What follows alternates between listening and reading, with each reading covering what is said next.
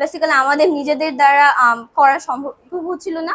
তার জন্য আমরা প্রজেক্টটা বানানোর জন্য জেরন প্রজেক্ট থেকে হেল্প নিয়েছি। আমি সিদরাতুল মুনতাহা হাজরিতা। আমি বর্তমানে হলিক্রস উচ্চ বালিকা বিদ্যালয়ে অধ্যয়নরত। সম্প্রতি আমাদের দেশে বিভিন্ন দুর্ঘটনা, যেমন বাস দুর্ঘটনা, লঞ্চ দুর্ঘটনা এবং এছাড়াও আমরা বিভিন্ন দুর্ঘটনার সম্মুখীন হয়ে যাচ্ছি। তো এই সকল দুর্ঘটনা থেকে আমরা মুক্তি পাওয়ার জন্য একটা সমাধান খুঁজছি। তো তার জন্য আমরা অটোনোমাস রেস্কিউ রোবট তৈরি করেছি। তো এই রেস্কিউ রোবটে একটা দুর্ঘটনা থেকে মুক্তি লাভের জন্য যত প্রকার ফ্যাসিলিটি থাকা উচিত সামর্থ্য অনুযায়ী আমরা চেষ্টা করেছি। এটার জন্য আমরা জেরন প্রজেক্ট থেকে হেল্প নিয়েছি। তো ফার্স্টে দেখে নিই কি আমরা করেছি। একটা রোবটকে কোনো ধরনের সমস্যা সমাধান করার জন্য অ্যাকচুয়ালি ওই প্লেসে যাওয়া লাগবে। তো এর জন্য আমরা চারপাশে 4টা চাকা অ্যাড করেছি।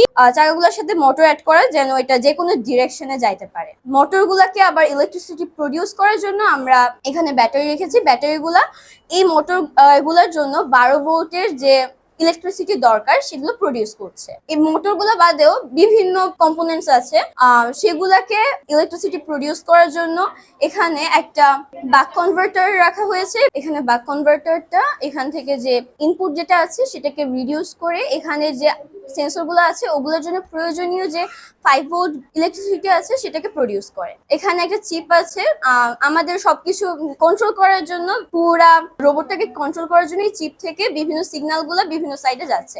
এখানে আমরা 3 ধরনের মোটর ইউজ করছি। নর্মাল পাম্প মোটর, একটা এমনি নর্মাল মোটর, আর এটা হলো সার্ভো মোটর। এখন এই মোটরগুলোর মধ্যে ডিফারেন্স হলো এক এক জায়গায় এক একটা মোটর কেন ইউজ করা হয়েছে।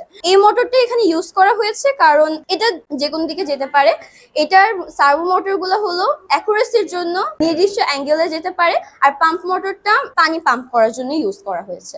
সার্ভো মোটরগুলোতে অ্যাঙ্গেল কেন রাখা হয়েছে? রোবোটিক আর্মগুলো যখন কোনো কিছুকে কোনো ডেঞ্জার থেকে রেস্কিউ করবে তখন হলো যে অবজেক্টটা আছে সেটাকে ওখানে যে ওটার অ্যাকুরেট পজিশনটা আগে জানা লাগবে। সেই পজিশন থেকে পিক আপ করার জন্য আমরা সার্ভো মোটরটা ইউজ করেছি। এখানে আলট্রাসোনিক সেন্সর আছে, এখানে একটা ক্যামেরা আছে যেন সামনে কি হইতেছে সেগুলো দেখতে পারে। এখানে 3টা সেন্সর আছে, ফায়ার সেন্সর, এখানে একটা গ্যাস সেন্সর আছে, যদি কোনো গ্যাস লিকেজ হয় তাহলে সেটাকে যেন ডিটেক্ট করতে পারে। এখানে অটোনোমাস মোড আছে, যেখানে আমরা এটাকে অন করে দিলে এটা অটো নিজে নিজে চলতে থাকবে এবং সামনে যদি কোনো অবস্টাকল আসে সে পিছনে যে আবার সার্কেল হয়ে সে আবার যেন ওটাকে কাটায় চলে আসতে পারে। এখানে আবার পানির পাম্পটার সাথে কোনো সুইচ নাই, নিজে নিজে যদি কখনো কোনো ফায়ার ডিটেক্ট করতে পারে তাহলেও নিজে নিজে অন হয়ে যাবে। আর যদি ফায়ার ডিটেক্ট না করতে পারে এবং আমাদের প্রয়োজন হয় তখন আমরা ফোন থেকে ভার্চুয়ালি এটাকে অন করে দিতে পারবো। প্রজেক্টটাতে আমরা একটা যে কোনো ধরনের দুর্ঘটনা থেকে মুক্তি পাওয়ার জন্য যতগুলা ফ্যাসিলিটি দরকার সেগুলা সবকিছু রাখার চেষ্টা করেছি এবং এটা বেসিক্যালি আমাদের নিজেদের দ্বারা